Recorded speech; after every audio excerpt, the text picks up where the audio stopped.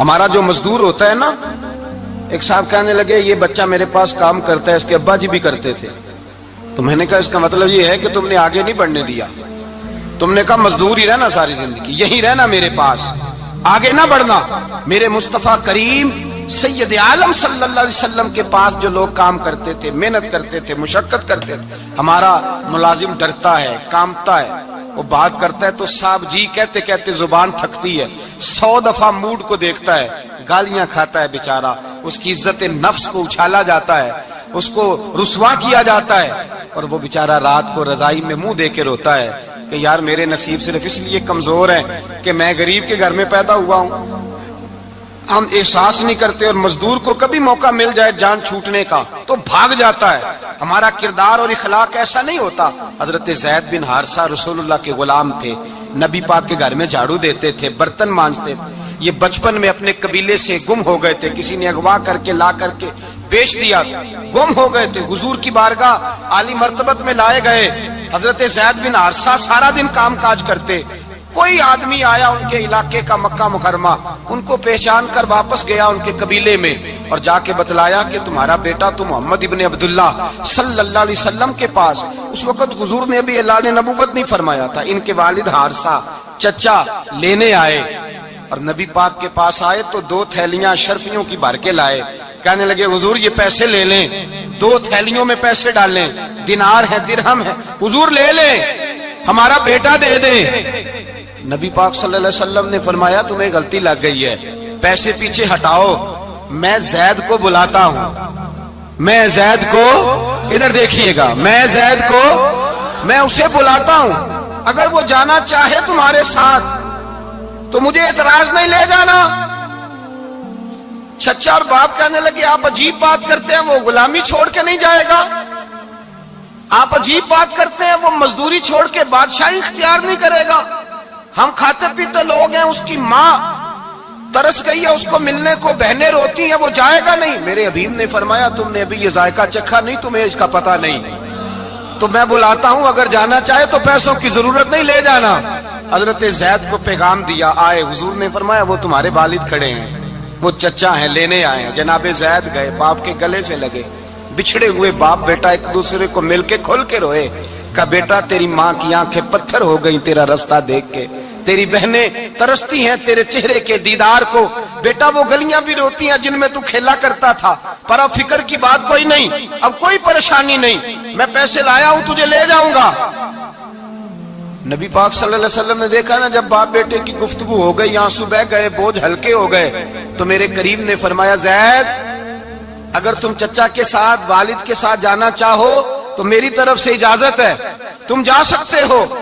یہ لفظ کہے تو جناب زید دوڑ کے حضور کے قدموں میں آ کے بیٹھ گئے، حضور کے قدموں میں بیٹھ گئے، اور گویا فاضل بریلوی علیہ رحمہ نقشہ بیان کرتے ہیں، کہنے لگے تیرے قدموں میں رہوں غیر کی ٹھوکر پہ نہ ڈال، میں جھڑکیاں کھاؤں کہاں چھوڑ کے صدقہ تیرا، اور تیرے قدموں میں جو ہے غیر کا منہ کیا دیکھے، کون نظروں پہ چڑھے دیکھ کے تلوا تیرا۔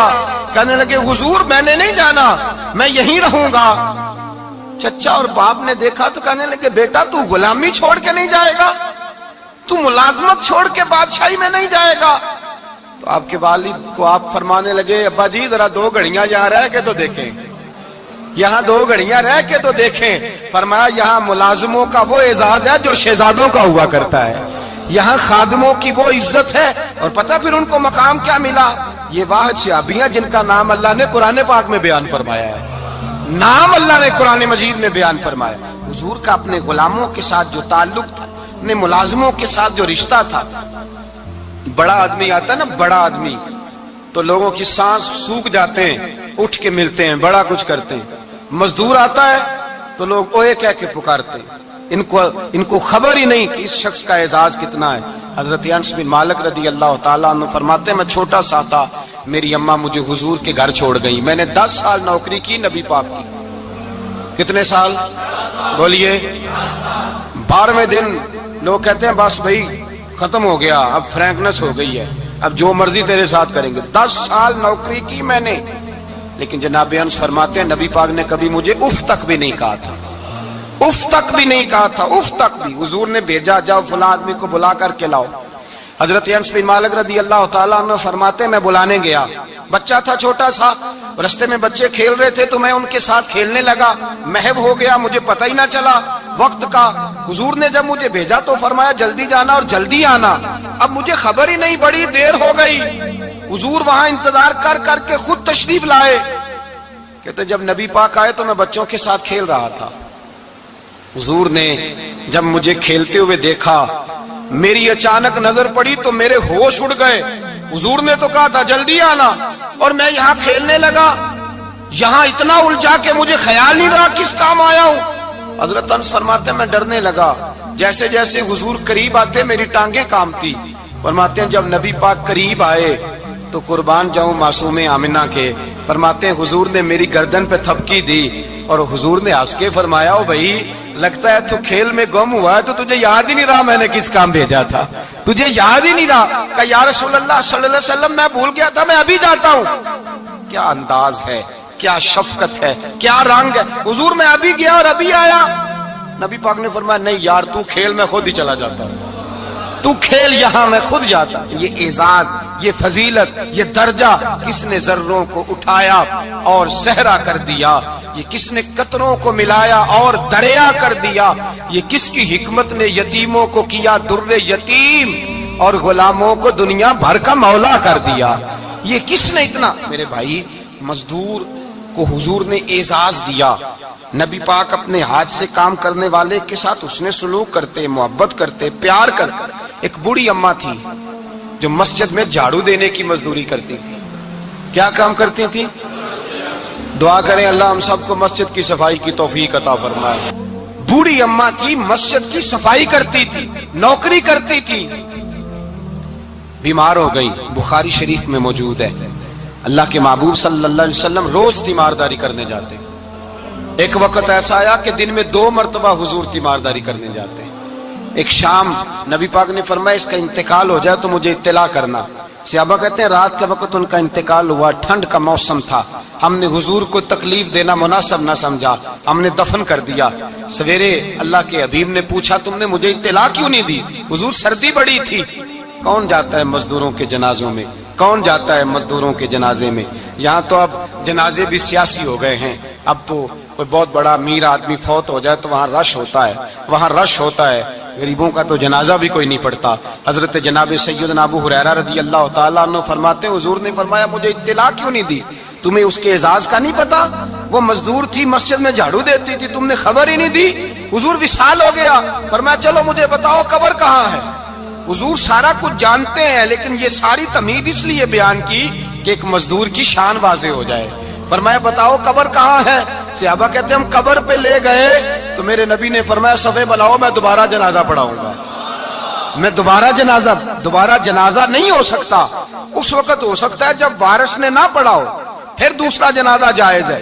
وارث نہ پڑھے تو اس سے پہلے 20 جنازے بھی ہو جائیں تو جب وارث پڑھ لے پھر دوسرا جنازہ نہیں ہو سکتا۔ حضور نے دوسرا جنازہ اس لیے پڑھا ہے کہ حضور اپنی ساری امت کے وارث ہیں، نبی پاک ساری امت کے وارث ہیں۔ فرمایا پر بناؤ صفے میں جنازہ پڑھاتا ہوں۔ مزدور کو اعزاز دیا، پیار کیا۔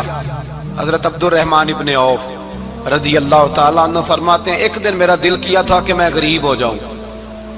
کیا ہو جاؤں؟ آپ اپنے لیے دعا نہ کریں لیکن حضرت عبد الرحمن ابن عوف کے الفاظ تو دہرائیں۔ وہ کیا کہہ رہے ہیں کہ میرا دل کرتا تھا میں اللہ، ایک دن میرا، بڑے امیر آدمی تھے نا، صحابہ میں سب سے زیادہ امیر، فرمانے لگے ایک دن میرا دل کیا میں غریب ہو جاؤں، غربت پسند کر لوں۔ اصل میں غریب کو اپنی شان کا نہیں نہ پتا، اسے جس دن پتہ چل گیا کہ میں غریب کی عظمت کتنی ہے، غریب ہر وقت اپنے آپ کو کوستا ہی رہتا ہے۔ اور میں اکثر کہتا ہوں کہ یہ بڑے کا قصور نہیں کہ اس نے تجھے چھوٹا جانا ہے، یہ تیرا قصور ہے۔ تو احساس کمتری میں کیوں مبتلا ہوا؟ تو نے اپنے آپ کو چھوٹا کیوں جانا؟ تو نے اپنے آپ کو کمزور کیوں سمجھا؟ تو نے کیوں سمجھا کہ میں مزدور ہوں تو میری عزت ہی کوئی نہیں، میرا مقام کوئی نہیں؟ کیوں تو نے ایسا سمجھا اپنے لیے؟ حضرت عبد الرحمن، میرے بھائی یاد رکھیں جب غریب کو پتہ چلے میری شان کیا ہے، میرے نبی پاک نے فرمایا میں غریبوں کے بیچ آیا ہوں، میں غریبوں میں رہا ہوں، میرے دائیں بائیں غریب رہتے ہیں، اور قیامت کے دن جب میں جنت میں جاؤں گا تو میرے آگے پیچھے غریب لوگ ہی ہوں گے، میں غریبوں کے ساتھ مل کے جنت میں جاؤں گا۔ حضرت عبدالرحمن ابن عوف کہتے ہیں ایک دن میرا بھی دل کیا تھا، یہ سب سے امیر تھے صحابہ میں، اور حضور نے فرمایا تو پکا جنتی ہے پر سب سے آخر میں جنت میں جائے گا، اس لیے کہ جتنا مال ہے اتنا حساب بھی تو دینا ہے نا، پکے۔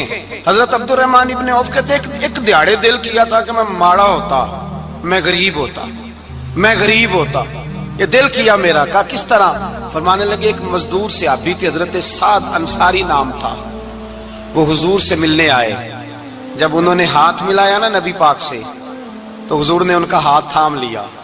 غریبوں کمال کر دی میرے مصطفیٰ کریم نے، نبی پاک نے ہاتھ تھاما، حضور نے ہاتھ، آپ کو اس بات کی لذت نہیں آئی شاید، نبی پاک نے ہاتھ تھاما مزدور کا، مزدور کہتا ہے میں نے چھڑانا چاہا تو حضور نے پکڑ لیا دبا کے، اور جب تھام لیا تو میں ٹھہر گیا، میں اپنی قسمت پہ ناز کرنے لگا، حضور نے میرا ہاتھ کھولا، کہتے ہیں ہاتھ پہ چھالے تھے، جگہ جگہ چھالے بنے ہوئے تھے، تو نبی کریم صلی اللہ تعالی علیہ وآلہ وسلم نے ہاتھ کھول کے فرمایا سعد یہ کیا ہوا؟